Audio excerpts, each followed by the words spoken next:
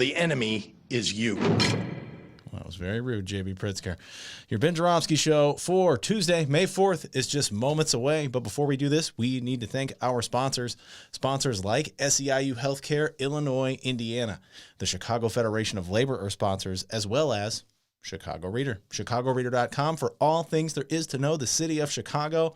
Where to go, what to do, what to eat, what to drink, what to smoke. It's true. They talk about smoking pot on there. ChicagoReader.com. And to help out the Ben Joravsky Show, well, ChicagoReader.com/Joravsky, Jorav as in victory, SKY. Not only will you find our endless archive of Ben Joravsky Show episodes, over 1,000 episodes, you will also be able to help out the program by becoming a Ben head. Yes, that's what we call avid listeners of the Ben Joravsky Show. It's a 3-tier system. You can either be in the alley, the avenue, or you can be living large on Benny Boulevard. It's true. ChicagoReader.com/Joravsky to help out the program. The Ben Joravsky Show starts now.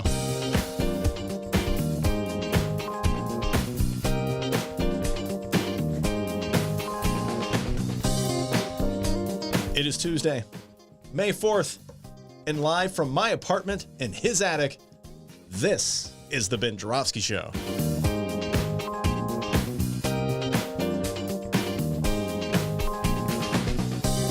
Today on the program, our Chicago Reader colleague Maya Dukmasova returns, and Chicago Teachers Union Vice President, SDG, Stacy Davis Gates.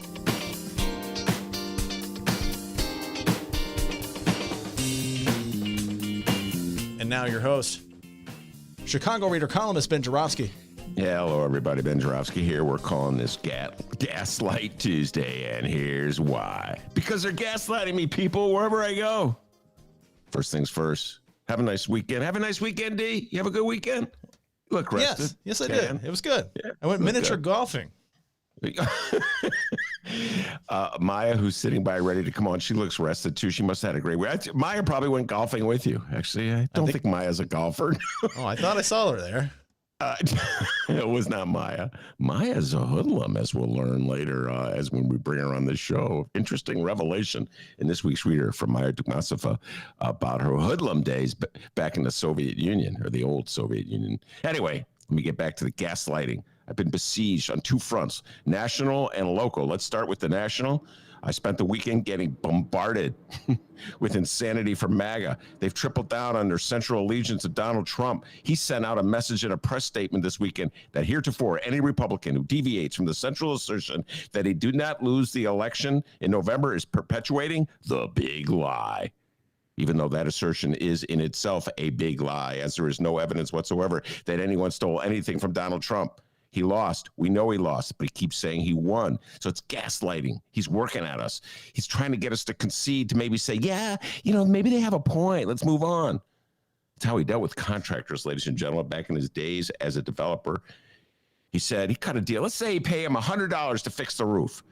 After they did the work and they came with the bill, he says, I'll pay you $25. And they'd say, but you agreed to pay $100. And he says, so sue me. By then you'll have spent at least half of that on your lawyers. And there's no guarantee you'll win. So take the money now. And they take the money and he wins. And that's what made him, quote unquote, successful in the business world. And that's what he's doing to our country. I didn't lose. I won. They stole it from me. If you don't believe me, you're subscribing to the big lie. And it looks as though Republicans are sticking with him. Mitt Romney, the senator from Utah, never thought he would be a hero. He's really not my hero, but at least he's standing up to Trump, booed in Utah. Liz Cheney, the congresswoman from Wyoming, may lose her leadership position, booed in Wyoming. Tomorrow, Facebook will announce if they'll let Donald Trump back on. If he gets on, he'll have an bigger platform to stream his venom. It's like the plot against America in real time. Meanwhile, here in Chicago, Janice Jackson out as CEO of the Chicago Public Schools. I absorbed the Main Street coverage and it hit me. Boom. There's a narrative in this town when it comes to public education, and I don't buy into it. It goes like this. The Chicago Teachers Union is evil and everyone else is good. The evil teachers union. It's like a monster. I'm reading the Sun-Times. The quotes are unbelievable. Let me just read you the quotes from Janice Jackson as she heads out the door. It's like, right now, the politics and education are ugly. I think they've misplaced and they should not get the coverage that they get. I'm making a distinction between what you sometimes hear from CTU leadership and what average rank and file teachers want every day. Already, the separation between the union and the teachers. Jackson says she gets emails all the time from teachers who say they don't agree with the hardline positions their union is taking or the harsh rhetoric emanating from CTU leadership. But she lamented the fact that nobody's speaking out against CTU leadership. It's ugly and it needs to stop, and it doesn't need our district. CPS is an outlier. It's not normal, and I hope it changes for the sake of our children, because the people who benefit the least from all that are children at CPS. Let me just point out, folks, politics is not new to the Chicago Public Schools. It should be called the Chicago Political Schools. The Chicago Public Schools was given over to the control of the mayor in 1995, and that made it an extension of City Hall. That brought politics full-time into the public schools. I didn't hear Janice Jackson complaining about politics at the Chicago Public Schools when, as a Rahm Emanuel appointee, she fired Troy LaRaviere as principal of Blaine Elementary because he dared to speak out against Rahm.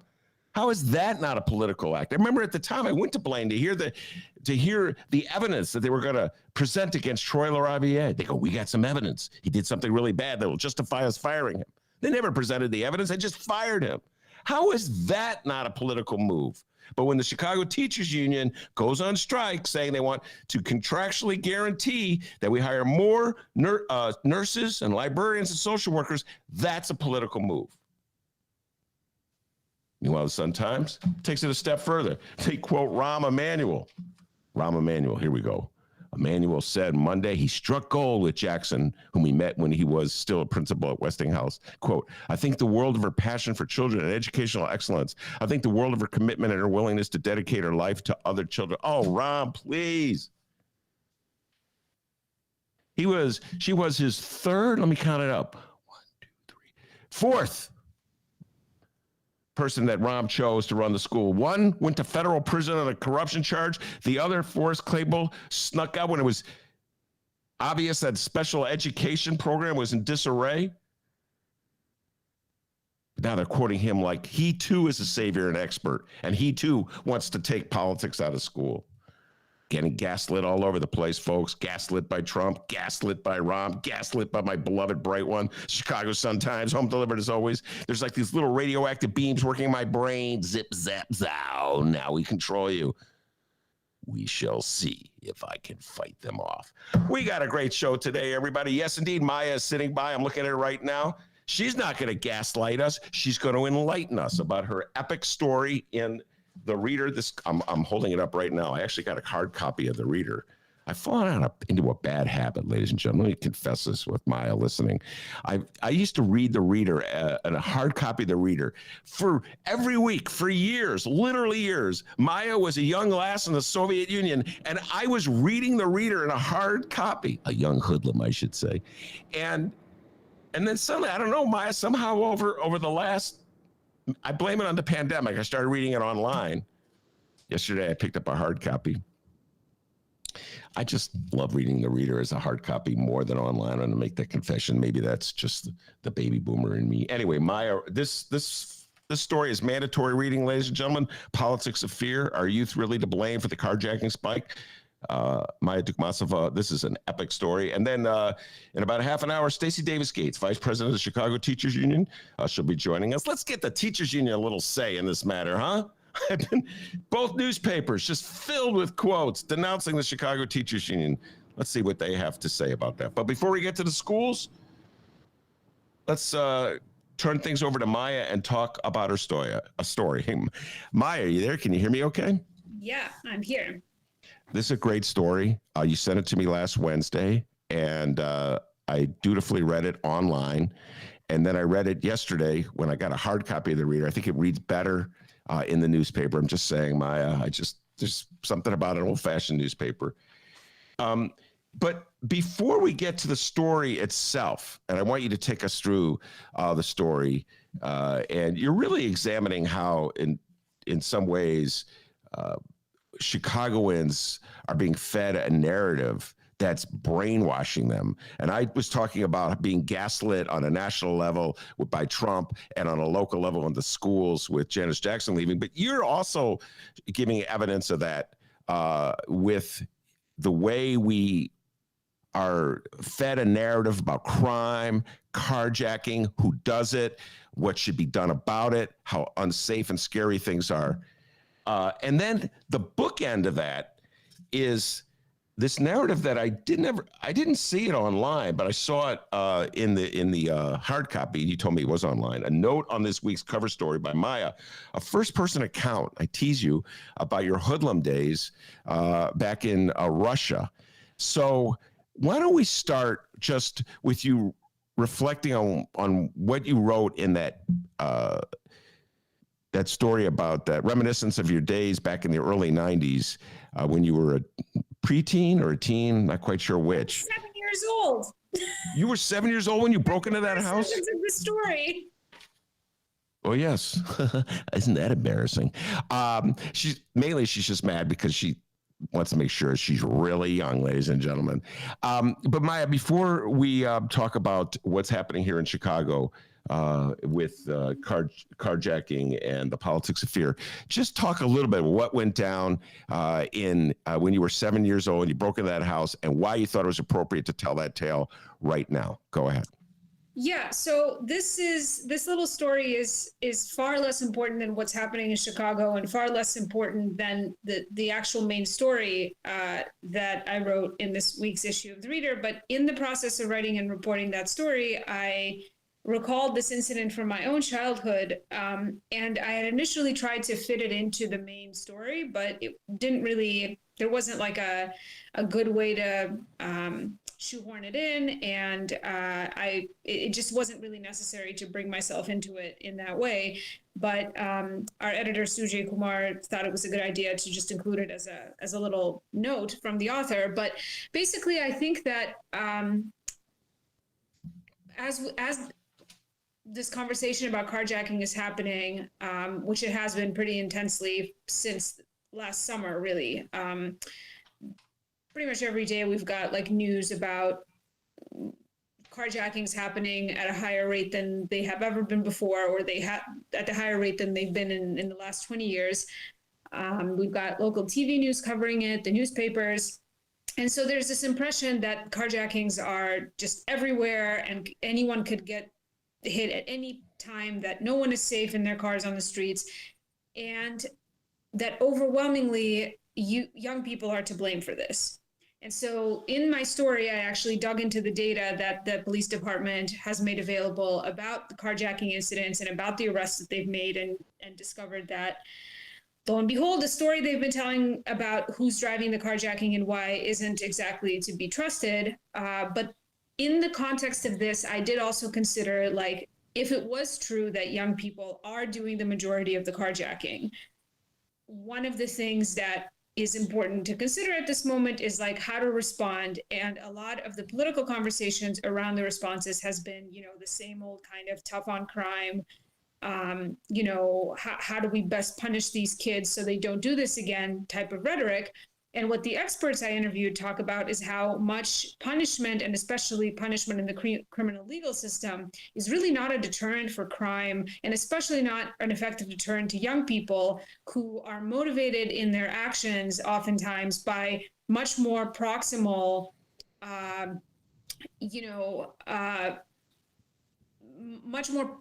consequences, such as consequences to their reputations, or peer pressure, or things that are that like precede by a long shot something like getting arrested, and definitely something like the penalties you might face if convicted of a crime. And so I feel like in the conversation, which this happens every few years in Chicago, there's like another rash of some kind of crime that youth are to blame for, and there's scary accounts about how young people of color, especially Black and Latino teenagers, are just like running wild in the streets. They're performing criminal actions in mobs. They're completely impervious to like fear and reason. And it's the old super predator rhetoric from the 90s. And in the context of this, and especially in the context of something like, the killing of Adam Toledo, who's 13 years old, by a Chicago police officer, I feel like there's such an erasure of like empathy for young people in this kind of news coverage. And there's a politically motivated erasure around this because there's some elected officials score points with their constituents for being tough on crime, for saying that these kids aren't like us, they're not like your kids, they're not like we were when we were young, they're not afraid, blah blah blah. But I just think that it's helpful when considering the problem of youth crime of any sort, even if they're not the majority of the people doing this type of crime. If we're going to ponder the idea of young people doing bad things, it's important to remember like what it was like to be doing bad things when we were young people. So this is what prompted me to recall this story from when I was a kid, and I was 7 years old and I was hanging with like a group of older kids, and we broke into a house and we just did a lot of damage in the house. I don't know if anybody stole anything or what, but it was just something that happened one day in the summer when like we were just like left to our own devices and there was nothing else to do and there was an opportunity to do it and we did it. And everybody has stories like this. I mean, since this was published, I heard from like a bunch of people with their own accounts of similar kind of things. And some would argue that like, oh hey, like this isn't the same thing as carjacking. This is like these kids are out here with guns, they're out here like assaulting people, killing people, etc. But what we know from like, brain and cognitive science research and psychological research and like just all the social science and neuroscience that's out there about kids is that like, it's not, the reason that my friends and I didn't have any weapons, or I don't think we had any weapons, and nobody got hurt in that way is just because we didn't have access to weapons. Like, nobody had a gun. There weren't any guns around. Chicago has like 500,000 guns in the city of Chicago. So CPD takes something like 10,000 guns off the street every year. That's like a drop in the bucket. To be like a kid hanging out on the street and have access to a gun in the city, it's not like you don't have to be an exceptionally bad child to have access to a gun. So, I feel like it actually doesn't matter whether a 13-year-old has a gun, whether a 13-year-old shoots someone, whether a 13-year-old breaks into a house or steals a car or commits a carjacking. Like, while for us adults, these acts have these like huge amount of gradation between them. And we see all of these differences between like violent crime and nonviolent crime and property crime and like physical assault. When like kids don't assess risk and plan their actions in the same way that adults do. And no amount of doing really bad things makes a child into an adult. And so, Adam Toledo was like considered to be an adult risk, but because he was 13 years old and in a circumstance that equates him with like adult decision making. But this was still a 13-year-old child, the same kind of 13-year-old child that like CPD was sending out. I just saw this week, a couple of days ago, they were sending out like a press release about like an officer saving the life of a 13-year-old kid who had just been shot. There were like 2 teenagers and some other people shot at them. And so there was a cop who like saved a 13-year-old kid's life. Like that child is no different than Adam Toledo and no different than you and I when we were 13.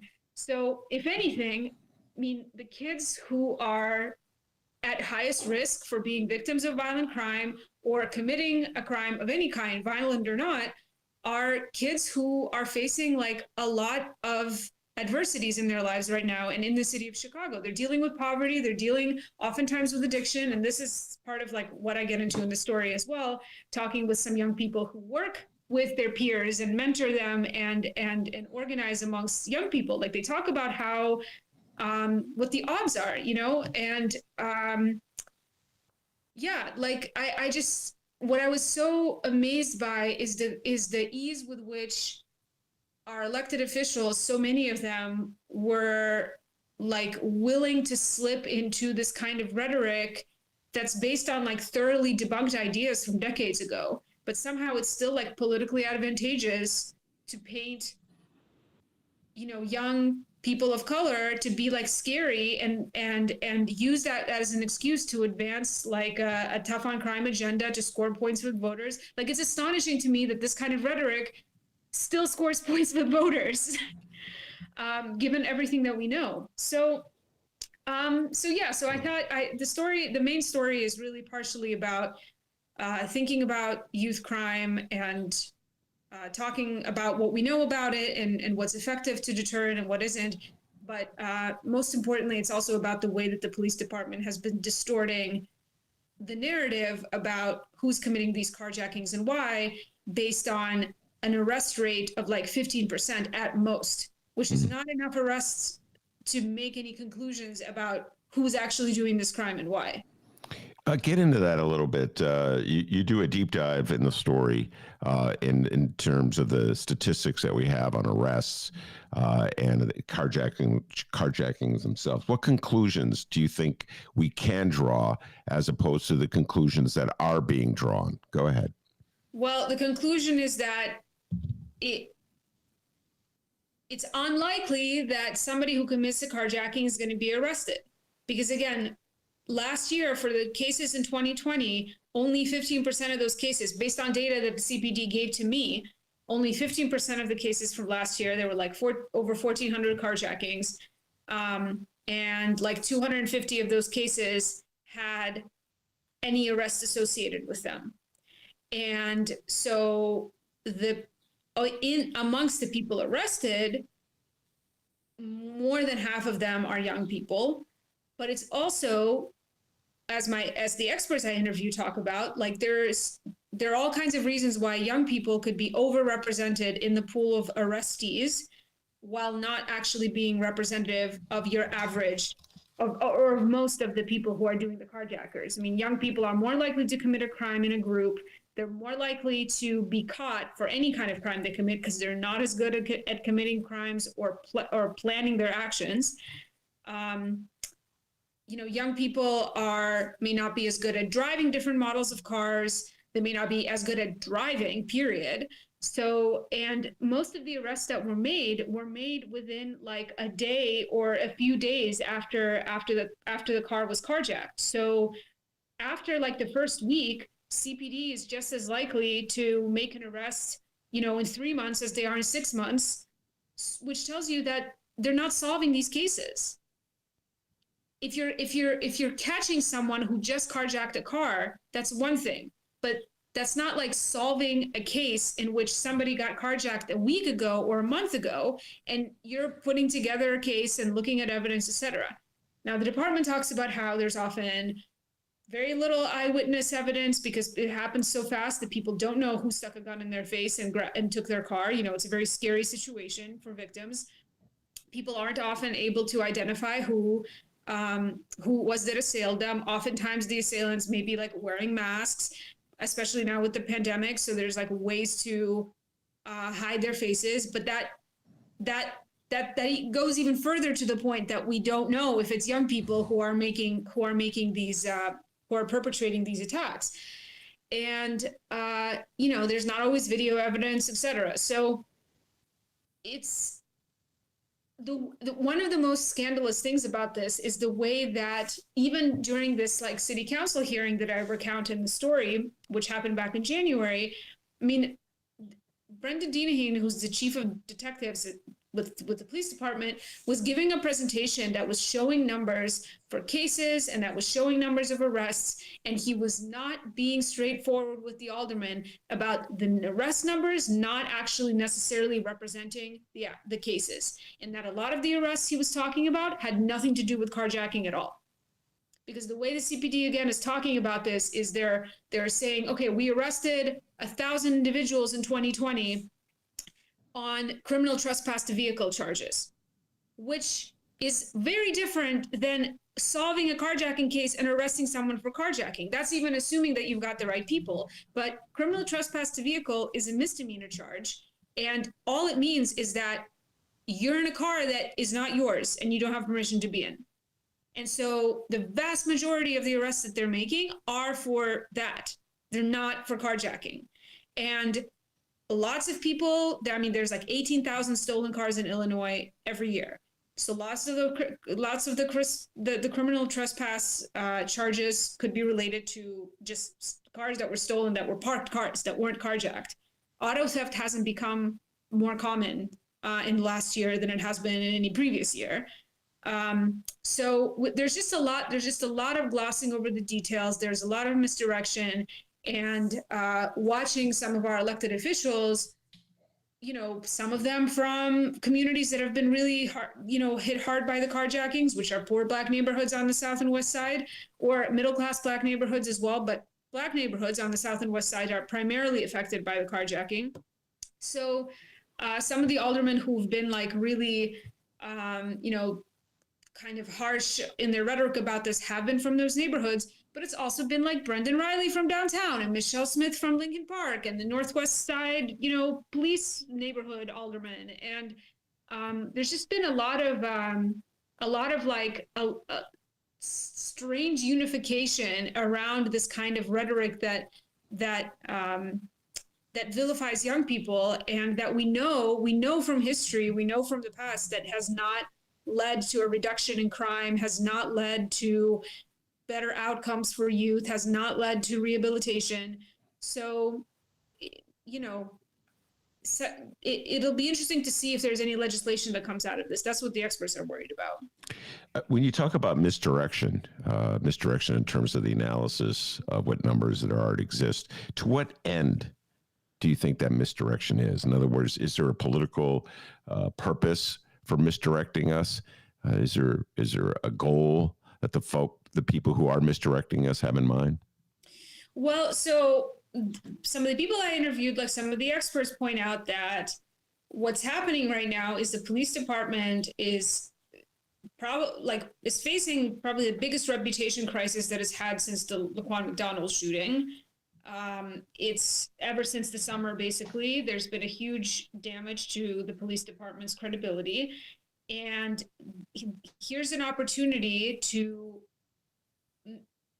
demonstrate that they are effective at what they're supposed to be doing, to win back some credibility, to demonstrate the necessity of the police department, and that the necessity of increased resources to the police department. Because, of course, all this rhetoric about how the carjacking is out of control goes hand in hand with rhetoric about how the police department needs more resources. They need more helicopters. They need more surveillance equipment. So there is, you know, a moment now that the public is probably the most skeptical it's ever been towards the police department and how good they are at doing what they're actually supposedly supposed to be doing. And there's also, you know, the department has come the closest it's probably ever been to maybe a reduction of their budget, or at least a lack of increase to their budget. So this is like, you know, talking about crime, talking about scary, violent crime that seems to affect not just, you know, certain blocks in the city where people are shooting each other all the time, but everybody, anyone at any point, anywhere could get carjacked. That's the message that the police department has been sending for months, that it could be at a gas station, in your driveway, you know, while you're idling at a red light. You know, if you could be in a ride share, you could be a ride share driver. Anybody at any time is vulnerable, no matter where they are in the city. It's happening everywhere, and it's totally out of control. And you need us to like catch these carjackers and keep you safe. But as it turns out, the numbers don't even bear out that claim, because they're not doing a very good job of catching the carjackers. So, yeah, there's definitely politics involved in this, and it comes at a time when, you know, there's a lot of conversation about the police department killing people. killing young people, about, the way that they handled the protests. This consent decree is going on. There's, reports from the monitors that aren't flattering. There's, there's just pressure from a lot of different sides on the police department, and a lot of questions about whether or not they deserve to be, eating up 40% of the city's budget. And what I thought was interesting too in this is that maybe this is like a very unique example of this, but the representatives of the prosecutor's office, of the Cook County State's Attorney's office, kind of deviated from the message of like law enforcement is what you need to solve this problem. I mean, the people who prosecute these cases, who, again, contrary to what a lot of people seem to believe, are not downgrading these charges, are not willy-nilly dropping these cases. The people who are brought in on felony carjacking related charges to the state's attorney's office, more than 90% of them are getting charged and are getting convicted. So those people are saying, I don't know if we're going to solve this problem through increased penalties of any sort, or, changing the law, or reinstating automatic transfers of youth to adult criminal court.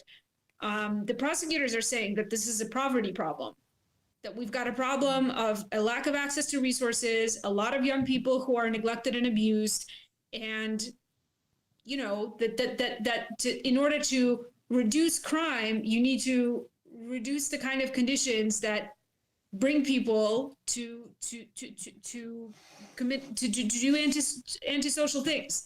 So yeah, it's kind of incredible. My biggest hope out of this is just that our colleagues in the local media start being a little bit more, bring a little bit more critical thinking to their reporting about these carjacking issues, and about what the police are saying when it comes to the data. Because it's really incredible that their own data doesn't bear out the narrative that they're painting. One of the more bizarre sideshows in your stories, when you're recounting the city council meeting, and Walter Burnett of the 27th Ward gets up, and I almost wrote a whole column about that. I was ready to write a column about this, Maya, and then I got distracted by the indictments of Patrick Daley Thompson and Rick Munoz on the same day. Wow, what a city. Anyway, so I wrote about that. But Walter Burnett, alderman of the 27th Ward, which is a ward that portions of which are rapidly gentrifying, and as such, he has an abundance of property tax dollars in his TIF. He talks about them as though they're his TIF dollars, when in fact it's money, as I love to point out, that all of us pay citywide. It's not his. We've all contributed to it. Anyway, he goes, I'll spend my TIF dollars to buy a helicopter. And it's just like, you talk about misinformation and misdirection in this larger story. There's so much embedded in that point. You know what I mean? Like a helicopter would somehow or other cut back the number of carjackings is one piece of misinformation. The notion that the TIF money is his money because it happens to be generated in gentrifying neighborhoods that are in his wards is misinformation. And then the third point is like somehow or other that this would be a more effective expenditure or limited public funds to buy a helicopter as opposed to, I don't know, social worker, librarian, nurse, etc. Go ahead, take it away. Yeah, what I thought was interesting is about the way he framed it is I thought like, this is a perfect example of like the people in government, of like a person in government fully confirming what Ben has been saying for like 20 years now. Like he literally says, I allow the city to use my TIF money to do everything else. Use my TIF money to buy a helicopter. Like, what more evidence do you need that like this is just like these TIF funds are just a slush fund for the city to do whatever it is that they want to do? Like, this isn't for economic development for poor communities. Like, this is for the city to do whatever they want. Use it to buy a helicopter, man. Yeah, man, you used to buy a helicopter. By the way, I just got a text from Stacy. She's awaiting a text from us. Excuse me, our email invitation, and we'll bring Stacy on to talk about schools. So Stacy Davis Gates is awaiting our email invitation. But yeah, no, I saw that. I laughed, and I had to, like I said, I wanted to write. So you say 20 years? Oh my God, it's more like 40 years. But who's counting, Maya? All right, you talk about effective deterrence. If there's a carjacking problem in the city of Chicago, presumably we would do an analysis of the numbers, analytics. That's the rage in sports anyway. And then you come up with a strategy as a deterrence. What would you say, advise the Chicago Police Department, the Walter Burnett's of the world, the Lori Lightfoots of the world, based on your research, would be an effective deterrence? Look, again, I just want to say it's really hard to figure out what would stop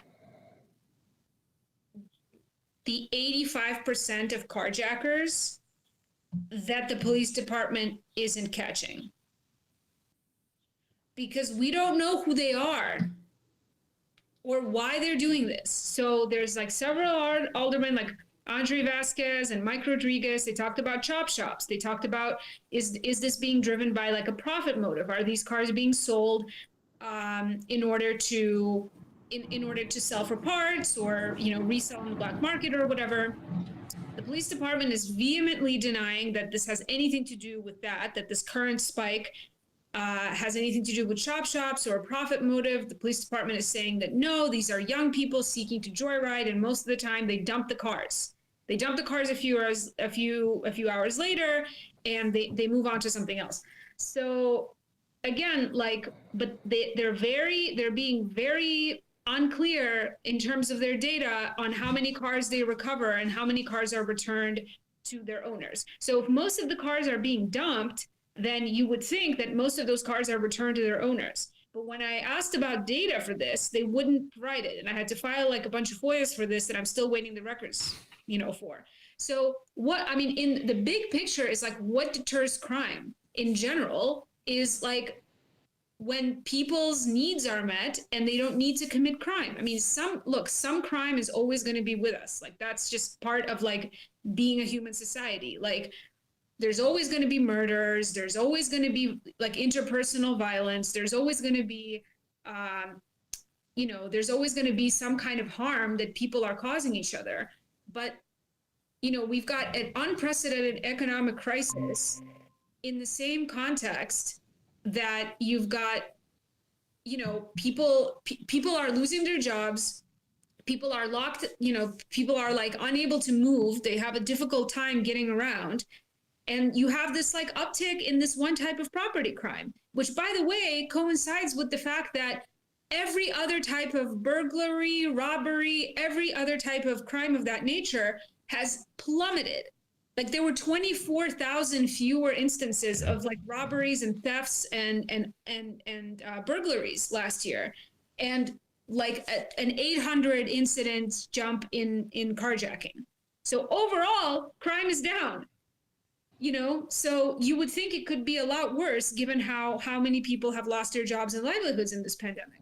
So, my feeling is that like, we probably won't need to have more of a conversation about deterrence than we would in a normal year in a few more months. Like if the economy recovers, if people are, if things bounce back, which maybe they won't return to the way things were for still like a much longer time. But basically, already the data from last month indicate that like the carjackings are already down. And the police department is already claiming that they're the reason why, that because they have this big task force now and they're catching these folks, but the data really isn't there to prove that. So, how do you deter crime? Why aren't you out there carjacking? Because you have a car and you don't need to, right? And you don't have, if you've got issues that make you mad enough to go out and stick a gun in someone's face, maybe you'll go to see a therapist first.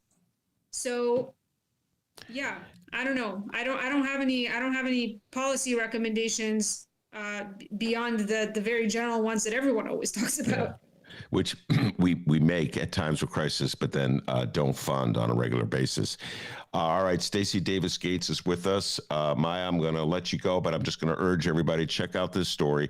Politics of Fear is the headline. The cops say mass teen carjackers with a thirst for violence and joyrides are terrorizing city. An examination of arrests reveals a narrative built on shoddy data and anecdotal evidence. Maya, great job. You took the deep job, and I'm urging all the reader editors to give you a raise for your good work.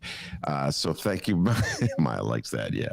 Although she was a hoodlum back in the day when she was 7. Anyway, Maya, thank you very much. We're going to take a brief break, and when we return, the great Stacy Davis Gates will join us. So stick around, everybody.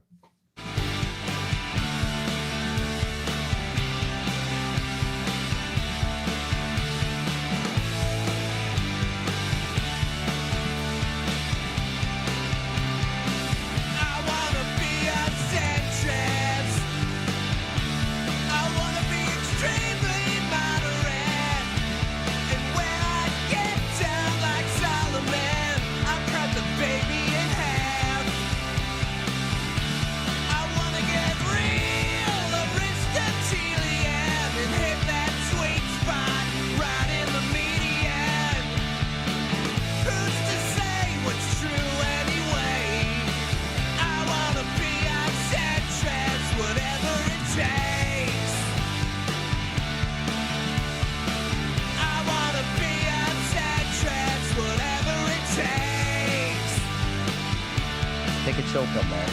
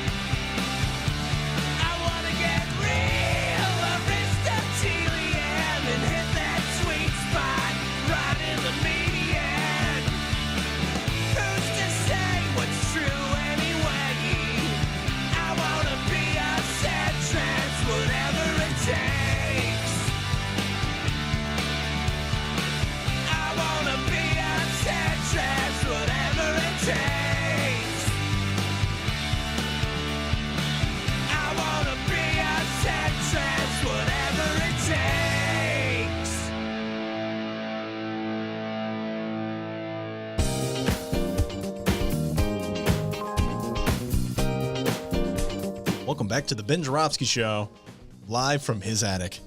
And that was Michael Girardi. I want to be a centrist, whatever it takes. The man's yearning to be a centrist, ladies and gentlemen.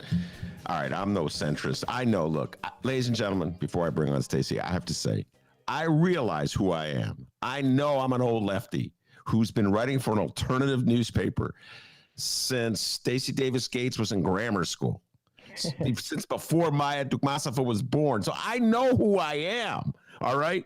But sometimes it's even with the knowledge of who I am, it's like I'll read something in the mainstream media and it's like I don't exist on the same planet as the rest of the people in the city of Chicago. And it's like the coverage of CPS CEO Janice Jackson and her decision to step aside and leave her position is so bizarre. It's like wrestling. And I told Stacy this briefly before she came on. It's like wrestling. There's a narrative. And in that narrative, there's an evil wrestler who plays the crowd. And the evil wrestler is the Chicago Teachers Union. They're destroying our city. They're destroying our school. They're bringing politics into the school. Politics have always been in the Chicago public schools. When you put the schools under the control of a mayor, that makes them political.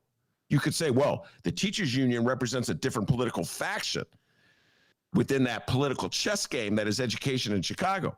But to say that the teachers union have brought politics in the public schools and that Janice Jackson and Lori Lightfoot and Miguel Del Valle are just innocent little bystanders who believe in a pristine, idealistic world where politics isn't involved. And Rahm Emanuel, let's not forget him. Come on, Chicagoans, you can't be that stupid. Sorry, that was just my editorial aside. I apologize to Stacy Davis Gates for going forth on it. All right, Stacy, you heard my view on what went down yesterday with the narrative as to why Janice Jackson is leaving CPS and what it means. What's your take on all of this? Well, I think politics have always been a part of education in America. Remember, we have the distinction of having anti-literacy laws here in America. People like me were prohibited from, it was illegal for me to be literate. So think about politics in education. Think about Plessy v. Ferguson that legalized segregation, and think about our school system. Think about the Brown v. Board of Education and all the subsequent Supreme Court cases that came after that to ensure desegregation. Think about local school councils and the fight that organizers like Dorothy Tillman, organizers like Marion Stamps, right, put forth.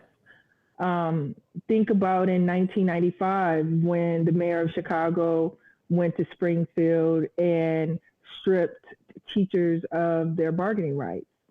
Think of 1996 when the mayor of Chicago and other business interests went to Springfield and passed the Charter School Act, which opened the door wide for the privatization.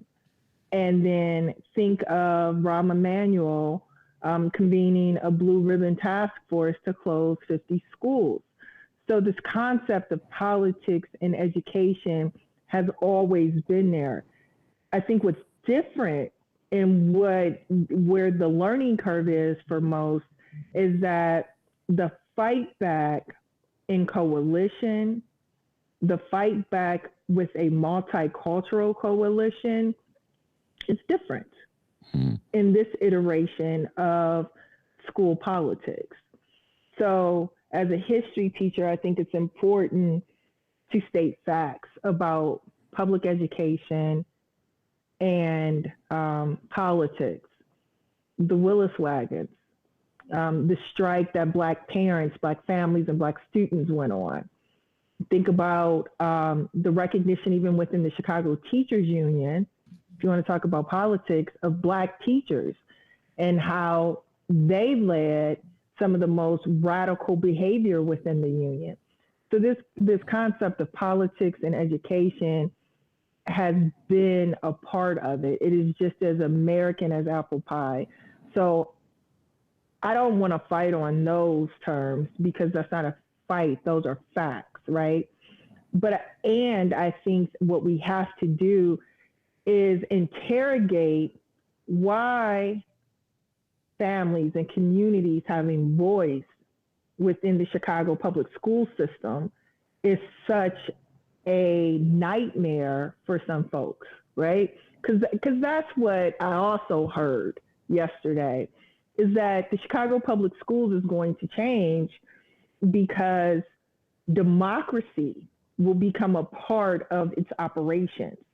A fundamental principle that is shared, at least for blue states across this country, is something that a democratic city is pushing back on. The fundamental right to self-governance right? Think about self-governance that can be given to people in the city to make it more equitable, to provide agency to their needs, is what was lampooned yesterday in a way. I think also the negotiating table that I sit at has just been grossly uneven. Like, they just say no. No explanation provided. And then they talk in circles to come back to no again. There is a culture of autocracy, if you will, that permeates the way in which that particular part of our city works, which means it doesn't work. You can't be in America and lift up democracy. You can't be a Democrat and talk about Republicans and in the same breath say that you don't want an elected school board here in Chicago, or that the infusion of voices that may be dissimilar from yours is problematic. Well, we'll get to the school board matter in a little while. That was the central thrust of the Chicago Sun-Times editorial, where they used Janice Jackson's departure as exhibit one as to why we should not have a elected school board, how we should be very afraid of an elected school board. One of the points that Janice Jackson made. Stay there for a second, though. Yeah. I find that ironic in a way, because since mayoral control, your CEOs, she is on the longer end of tenure, right? So when the mayor's in control of schools, the turnover at the top has been more severe, right? Think about it. Arnie Duncan, Huberman, Mazzani, Brizard, Barbara Burr Bennett, Jesse Ruiz, Forrest Claypool, Janice Jackson. And I may have missed someone in there, right? That's just off the top of my head. I'm not looking at any notes. So this concept of instability is endemic to mayoral control, endemic to the politics that are dictated from the fifth floor of this city. It's almost like we live in a reality that the headlines and others are trying to change. No, the reality is that mayoral control has been unstable, has promoted instability. 50 schools closed, that was just one, but hundreds of schools have been closed. Hundreds of Black teachers have been purged from the system. That is the mayoral control, quite frankly, has been a destabilizing factor within the Chicago public schools.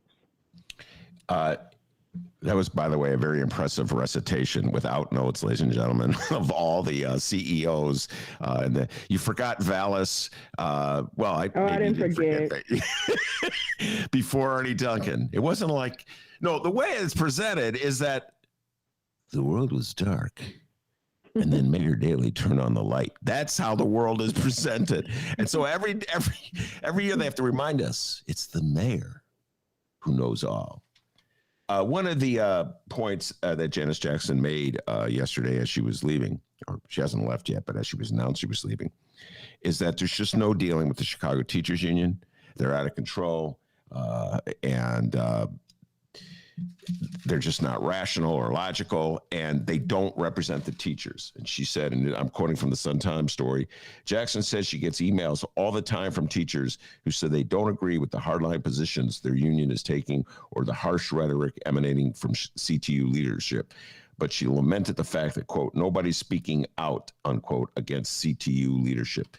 It's ugly and it needs to stop, and it doesn't help our district. Your response, Stacy? In terms of our membership, I think people see our car caravans. I think people saw our rallies or demonstrations. So I think the evidence speaks for itself, right? And those aren't anecdotes. That's just like, Google us. Beyond that, though, I think it's important to think about this in a broader way. Number one, CEOs and mayors across CEOs and superintendents, as well as mayors across this country, are quitting. And that's a consequence of the difficulty of the pandemic and the different type of leadership that will be necessary to both deal with the pandemic and then recover from the pandemic, right? That's a different skill set. And I wish more would have been made out of the fact that New York lost the head of their schools. LA is losing the head of their schools. Florida lost the head of their schools. I think Houston lost the head of their schools. So Chicago is not alone in that, right? This is a dynamic city. The position of CEO is highly politicized, right? You mentioned Paul Vallis. Case closed, right? But beyond that, I think that this aspect that we relish acrimony, strikes, and rallies is ridiculous, to be perfectly honest with you. We're experiencing the pandemic too. I've lost people close to me to COVID. I've had people close to me get ill. This whole concept that we are not human beings and not experiencing this, all of what everyone else is experiencing, is absolutely ridiculous. And it is reductive, and it is demeaning, and it's erasure, to be honest with you. There is a way to shut the Chicago Teachers Union up, though. I mean, it's easy. Make sure schools have libraries and librarians. Make class sizes smaller. Make sure schools are safe to inhabit and that they are clean, right? Put a nurse and a social worker in every school. We will at the end of our contract, by the way, because we had to fight for it. We had to fight for it. So this concept that we are fighting for something phantom is ridiculous, because the empirical evidence is by the end of this contract, there will be a nurse and social worker in every school community, right? That came through struggle. Class sizes will be smaller for students in areas of this city that need more resources than not, right? We are on the precipice of settling a lawsuit we brought against the Chicago Public Schools for firing Black teachers, right? But all of those things required us to struggle, to fight, to challenge. We did not get results by asking nicely. We didn't get them from being in meetings with people who agreed with us. We got them because our members, families that we work with and for, as well as our allies and the community organizations and the grassroots organizations, put forth a list of demands and refused to concede. You know, I'm always struck by this concept of how we manipulate and use parents in this debate, right? Because I remember a hunger strike that lasted for damn near a month. And in that hunger strike, there were parents and there were grandparents, there were educators, right? Real people who went on a hunger strike to save their school. You don't get people starving themselves if you are leading and engaging in a way that hears all voices, that implements policy, that provides agency to them. A hunger strike is at the end of a long continuum of ignoring, devaluing, and pushing aside voices that you don't want to hear and engage with. That hunger strike that Stacy's alluding to, I presume, is the one for diet. Before that one, there was a hunger strike in Little Village, and that was to try to force the Paul Vallis, Gary Chico school board to set aside some money to build a high school in an area where there's overcrowding. So yes, politics have been very much involved, as Stacy is pointing out, in the Chicago public schools forever. Stacy, one of the things that struck me is that in the coverage of Janice Jackson leaving, she was extolled by pretty much all the powers that be. Mayor Lori Lightfoot extolled her virtues. Miguel Del Valle, who's the head of the Board of Education, former state senator. I voted him for mayor when he ran in 2011, must confess. And Rahm Emanuel, they dragged him out of somewhere. They found him somewhere. Hey, Rahm. Yeah, Rahm, I thought you were going to Japan. All of a sudden you're weighing it. The message to reporters in Chicago: the last person you want to quote when it comes to education in this system is Rahm Emanuel. Anyway, they found all these powers that be that said wonderful things about her. So let me ask you this. You had a deal with Janice Jackson in negotiations more than once. You had to deal with her administration, all a range of issues more than once. Did you ever once see evidence, and speak freely if you did, that Janice Jackson would ever act independently of a mayor? I can't answer that question because that, allows for more conjecture. I can say what I know. And what I know is that every deal that landed involved the mayor saying yes. And it takes her a long time to say yes. So, okay, I'm trying to read the tea leaves of that answer. Well, I mean, it's a mayoral control. I don't know if it's tea leaves, Ben. It's a mayoral controlled system. And this idea that anyone else is in control is not the experience that we've had, both with the previous administration and with this one as well. Yeah. But did they even play the game? Like saying, God, I mean, you're all educators. So presumably when the Chicago Teachers Union made a demand, follow me, this is Stacy, that it'd be a good idea to guarantee that we have librarians and social workers and nurses in the public schools, which when there's a crisis, everybody agrees is a great idea. Then when the crisis, like the immediate crisis passes, then nobody wants to push for it. So was there ever a moment in negotiation where Janice Jackson even just tried to play good cop and say, I'm with you, Stacy. I understand you need nurses and social workers, but I can't get this mayor to agree. Was there ever a notion like that, or was it always the mayor's line, which is, we'll tell you what to do, don't tell us what to do?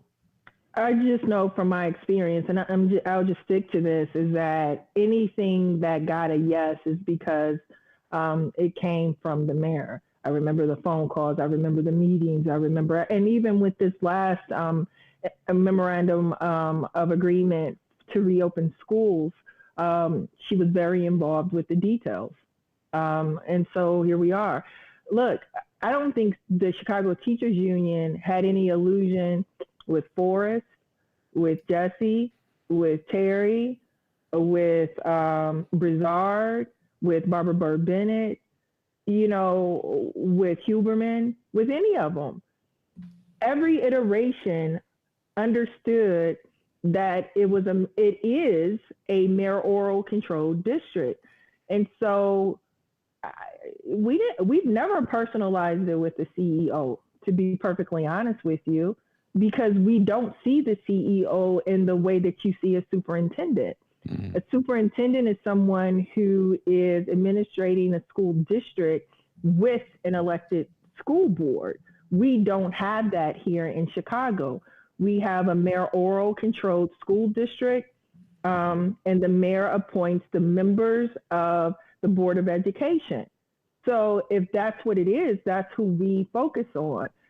We haven't had much. I mean, Forrest was, egregious with the special education stuff. So he got a lot of love because that was just the worst type of thing I think you could do. But in my 10 years at CTU, he's the only CEO who got some love. Mm-hmm. But the rest of them, they work for the mayor. By the way, I should point out that I've often thought that the Terry Mazzani era, that I can't believe, by the way, you remembered him. That was a great one.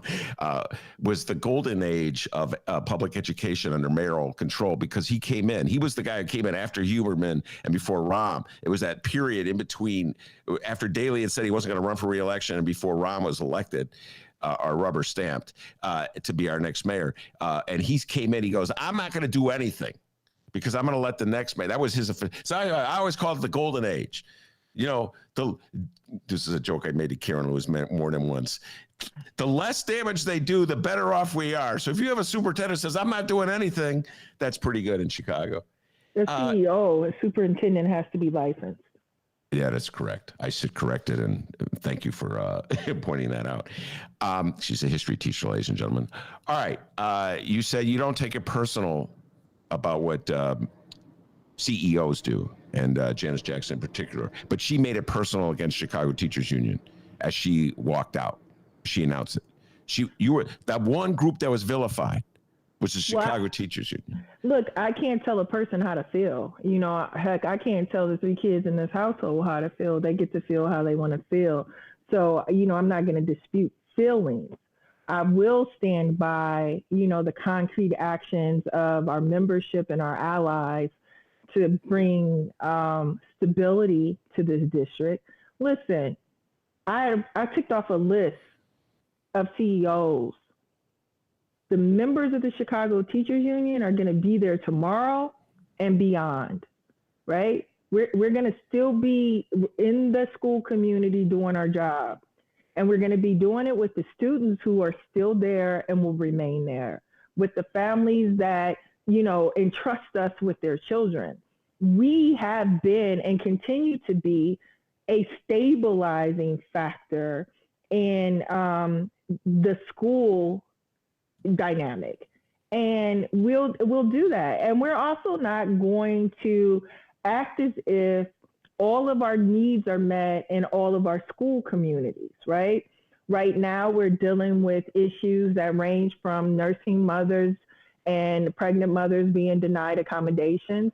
We're dealing with ADA accommodations coming through slow, if at all. Some of them are a little slower than they need to.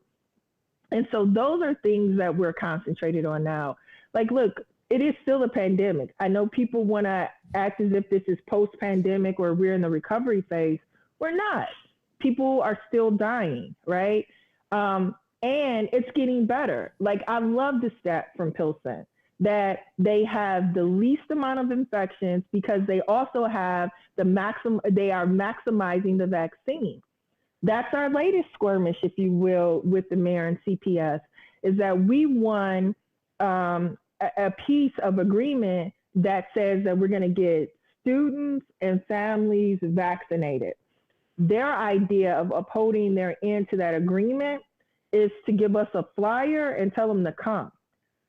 Our idea of how you uphold that agreement is to set a goal of having, like Joe Biden has set a goal, that Joe Biden says, our president, 70% of Americans will be vaccinated by July.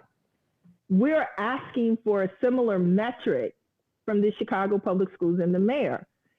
Let's set a goal and let's work together, emphasis on together, to meet the goal. Yeah.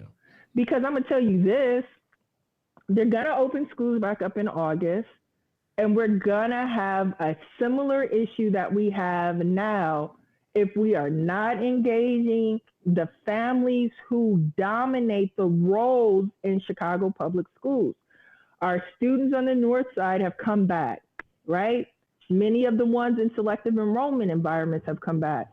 The students that have not come back are our students who live on the south side or the west side or the southeast side or the southwest side.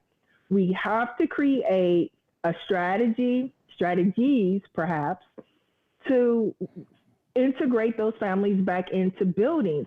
And if we don't do that, then we're torpedoing the very thing in the community that they spent all summer, all fall, most of the winter saying is the anchor is a very important, piece of culture in our neighborhoods. I'm with you on this one 100%. I get going on this. I'm going to really try to restrain myself, Stacy, because I do not see in the city of Chicago. They're just going to isolate it in Chicago because it's maybe even worse outside of Chicago. But I do not see an all hands on deck attitude in Chicago when it comes to the vaccine. And I really don't see any evidence whatsoever that the powers that be in the city are working in this particular case with the Chicago Teachers Union, which represents, whether you like them or not, ladies and gentlemen, the Chicago Teachers represents perhaps the most vocal left of center organization in the city. And I would say a good chunk of the voting population agrees with them. So if you don't like Stacy Davis Gates or you don't like Jesse Sharkey. What do you mean they don't like us? I love them, okay? Jesus. If I can get along with, they can get along with me, you can get, but you got to work with them. And I just always feel it's an ultimatum and then mayors are judged by how harsh they are in their rhetoric to the teachers union. That's how mayors are judged, Stacy. It's like, did she stand up to the teachers union? You want to stand up to people asking, demanding a librarian. Like, I spend a lot of time, I read. I don't get to get involved in novels and good books anymore because, kids, job, real life. I hate that. So I read a lot of periodicals, right? Going back on my library training from elementary school. So I read a lot of periodicals, and it is amazing to me the way in which a narrative has been created about the teaching force, which are members of the teachers union, right? So you have a profession that is almost 85% female being blamed for maternal economic loss because they wanted to be safe. So I'm scratching my head trying to figure out who edited that piece before someone hit send on it. Because the first obvious question is, aren't teachers also women? And then wouldn't they also probably more than likely be mothers too? So how are they blocking their own bread? You know what I mean? Could this be about something else? And so simple inquiry is like, I'll give you a question that no one is asking. Our mayor says that she doesn't want a school board unless undocumented parents get to participate. Now, I ain't against that. Undocumented residents of Chicago send their children to the Chicago public schools. And I'm not naive enough they love their kids just like I love mine. Love doesn't come with citizenship, it just is. That being said, she said that she wanted them on a school board. If I'm at a press conference and she keeps saying this, I'm gonna ask her, did you appoint any undocumented parents to the school board because you have appointment power to illustrate the importance of that principle, value? No one is asking that question, right? I almost feel like she's using that issue in a very manipulative manner to try and torpedo the legislation in a way. And it's cynical to me. And people shouldn't be used in that manner. Okay, now let's move to the school board. Absolutely. Let's just, and I'm going to take a moment just to point out something that adds on to what Stacy Davis Gates just said. In Chicago, the mayor and her allies are saying one of the reasons they're opposed to an elected school board is because it doesn't guarantee that undocumented citizens be members of the school board, which is an interesting point for them to raise, since I don't recall any mayor ever putting an undocumented citizen, let alone Lori Lightfoot, putting one on. But I will point out, Stacy, that the votes that the mayor got in Springfield when the House met and voted on Delio Ramirez's proposed legislation to create an elected school board in Chicago were all Republicans. Let's just think about this. This is the party of Trump. This is MAGA America in Illinois voting against an elected school board. Do you think ever MAGA, Donald Trump, Republicans have stood up for the rights of undocumented citizens in America? No. Their entire movement emerged from Donald Trump's assertion that people coming in from the southern border were dangers to us.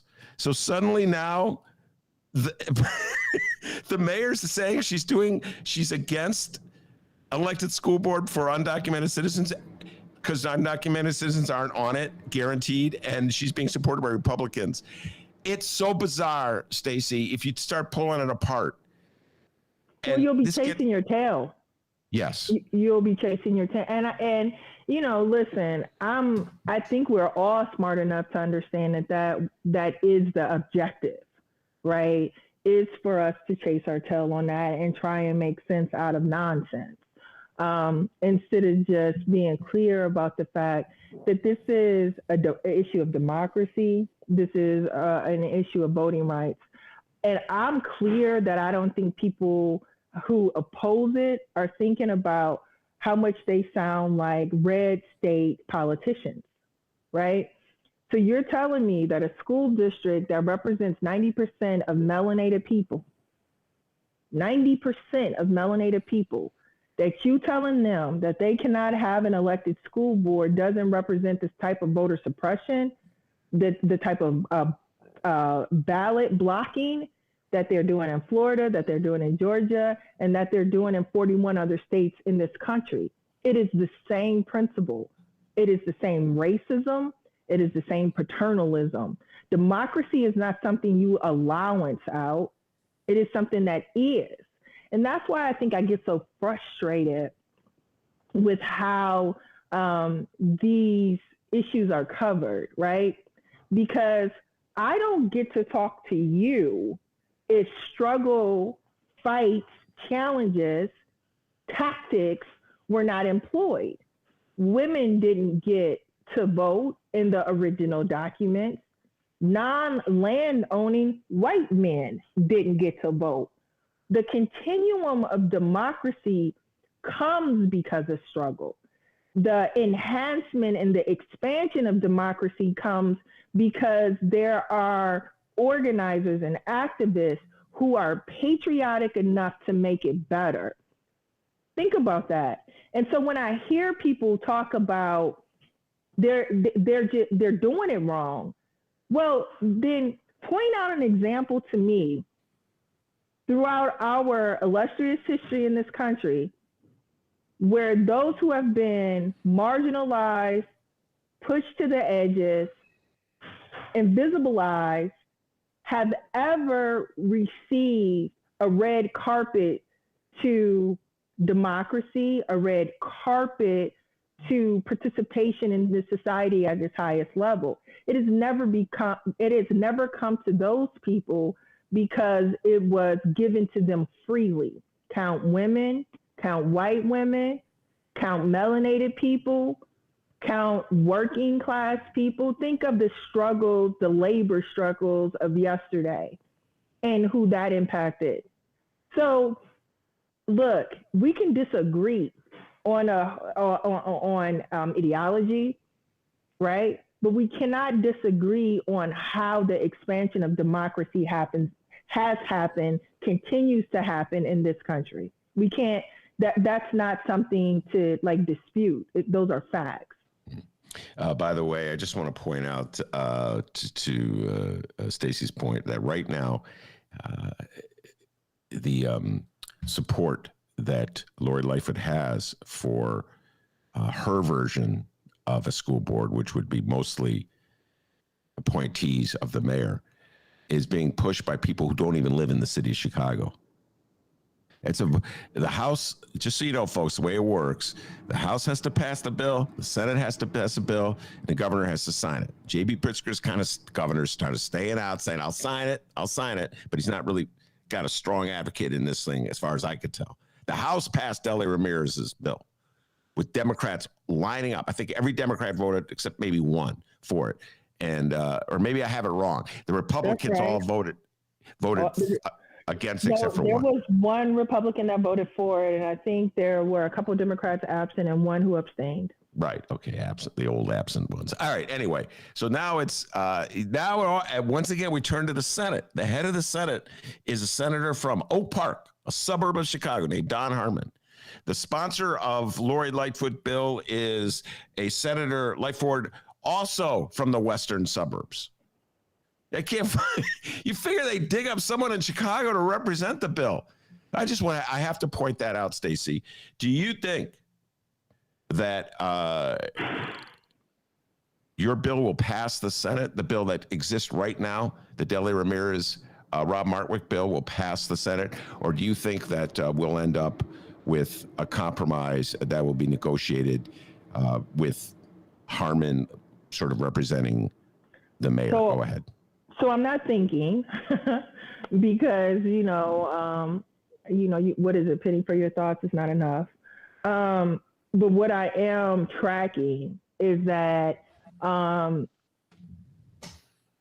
popular pitting of the Chicago Teachers Union against the mayor on this issue is actually wrong, right? We belong to a coalition. And I know people hear that and they go, yeah. But like real talk, it is a coalition. And many of those people who are in the coalition. So I'm telling you the truth, is that the CTU gets a vote in the coalition. And the CTU gets outvoted in the coalition at times. And that's okay, right? Because that's how this works. You take a vote. We get a lot of practice of it at CTU anyway. We take votes for every damn thing. That being said, and it's okay. That's not a dig. It's work, it's routine, and it's okay. But my point being is that they don't understand, those who are covering it and those who are trying to make allowances for the fifth floor. And I'll be honest with you, I don't think anyone's trying to make allowances for Lori Lightfoot as much as they're trying to make allowances for a business community that in 95 and 96 said that this is the way that they wanted it. So if our side thinks it's the mayor, if our side thinks it's just the Senate president, we don't have a complete understanding of what's happening. Just like the other side says CTU, and they don't have a complete understanding of what's happening. There are competing forces all over the place on this issue. And that's why it's important to boil it down to what it is. It is about democracy for melanated people who send their children to the Chicago public schools, that they get to have agency. Then I'll tell you the truth. Being a member of the Chicago Teachers Union gives me way more voice and agency in how my children are educated than I get as a mom. Now think about that for a moment. I have to get hired into a place, or I have to run and be elected to something within the union in order to have any agency over the education that my three children receive from the Chicago public schools. That is undemocratic, that is grossly unfair, and that is such a limited number of voices, right? And so, again, if you are blocking the ballot box for a school district that serves 90% melanated students, then you have to think that you are also carrying, know that you are also carrying the flag of the red state voter suppression brigade. You are. There's no way around that one. I'm with you on this one. And I say this as someone who uncertain as to how effective a school board will be.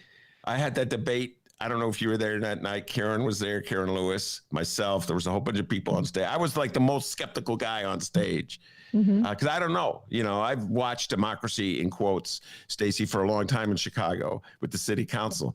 And but you know what? It is democracy. But the answer to the challenges you have with democracy is not autocracy or dictatorship. It's the expansion and the refinement of the democracy that you have. At least that's the way it's worked. Like, so white men who don't own land can work or can vote now. Think about that. You didn't have that ability when this project, this idea first started, but now it's a reality. So white non-land owning men worked on their enfranchisement. I would say that constitutes a touche. And we'll close it down. Stacy Davis Gates hasn't lost a trick, ladies and gentlemen. But you're absolutely correct. And I'm going to end the conversation by conceding you had the good point, and that is true. The solution is not less democracy. The solution, in my humble opinion, is more democracy. All right, Stacy, thank you so much. And I appreciate the fact that you were willing to come on at short notice. I read the story in the paper. And then I went for a walk. I texted Stacy, "Hey, Stacy, can you come on tomorrow to talk about this?" And she said, "Yeah." So I appreciate it. You breaking in your busy day to come and talk to me. And stay well, stay safe and sound, and we'll talk to you real soon. All right, Stacy? You too, Ben. Thank you and Dennis for always, giving us an opportunity. All right, that's Stacy Davis Gates, good friend of this show, always has been. Whenever I've been in front of a microphone, Stacy Davis Gates has been showing up and speaking out. And I want to thank Maya Dukmasova as well. She did a great job early in the show talking about the politics of fear. I urge absolutely everyone to check out that article, cover story in this week's Reader. Great job by Maya. And of course, as Stacy already alluded to, the man, the myth, the legend, the pride and joy of Alton, Illinois, without whom this show would be possible. And as Stacy and Maya will tell you, and Janice Jackson would agree, back home in Alton, they call him Dr. D. Give yourself a raise, take it on petty cash. See you tomorrow, everybody.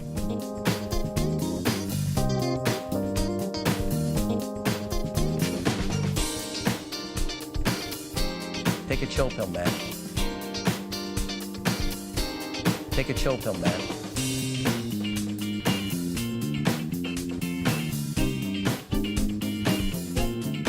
Thank you, Chicago.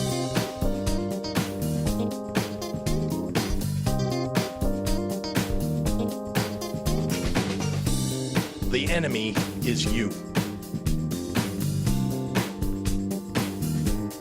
The enemy is you.